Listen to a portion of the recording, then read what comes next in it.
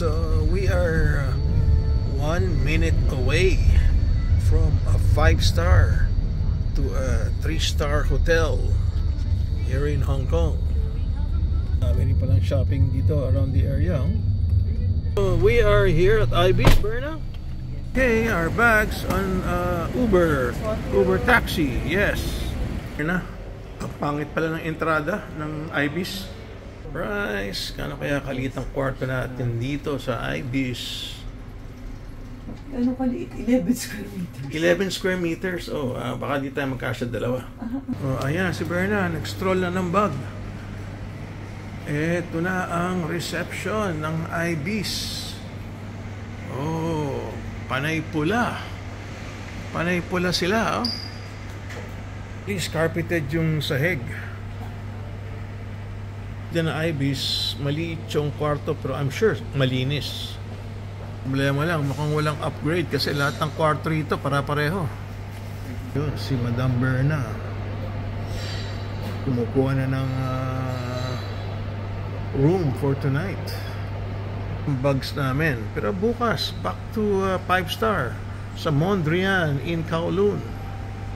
Kung 11 square meters ang kwarto, dapat ito Ibis budget. Pero hindi, Ibis daw eh. Yung backpack namin, no? So, sabi ni Berna, may breakfast daw kasama. Okay, so palagay ko, tapos na si Berna mag-register. Anong balita, Berna? Meron ba tayong upgrade? Oy, may libreng tubig.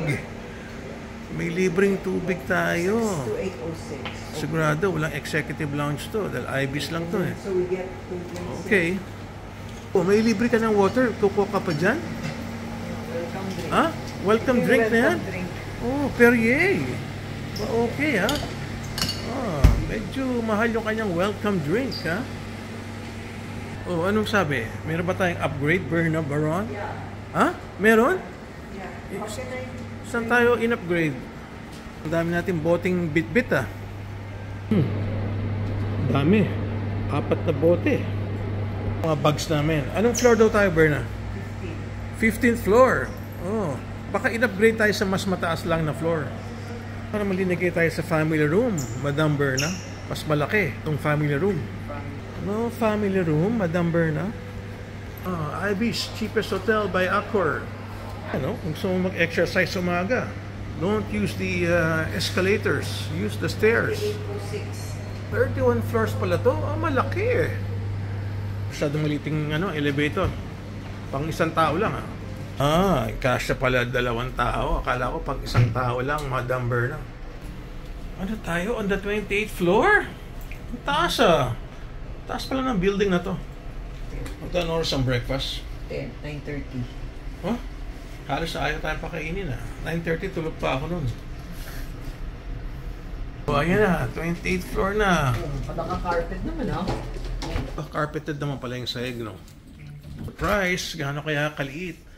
Kasi sa 11 square meters. Pang 11 square meters ba, Berna Baron? Ayan, 2 bag namin, no? Pasok mo na yung bag mo. Sige, goodbye na. Ikaw lang kasya dyan, eh. Ibang hotel na ako, Berna. So, pagpasok mo sa left, banyo agad. Well, quite decent. Maliit nga lang talaga. Ayan. Oh, ayan na yung aming bed. Uy, nako, nakadikit sa wall. Nakadikit sa wall. Kanya pala 11 square meters. Nakadikit sa wall, eh. Oh. Paano yung pag-ihi mo? Oh, you have to move forward.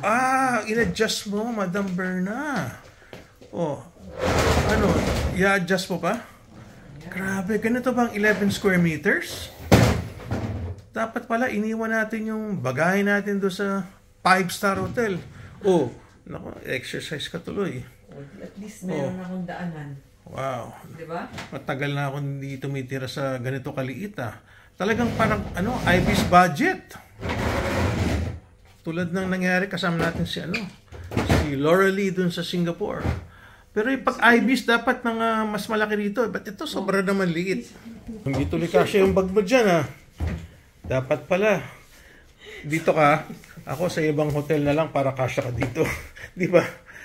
Ayan, oh, ang liit, oh. Ayan na yung bag, ayan na yung banyo. Oh, Nako. Try to ka mo. Ha? Sabi mo gusto mo i-try to. Oh, gusto ko nga i-try, pero yan. Okay. For the experience, 11 square meters. Dapat ang tawag dito, IBIS budget eh. Kasi pag IBIS, mas malaki. No, I'm not joking. Kailangan to IBIS budget.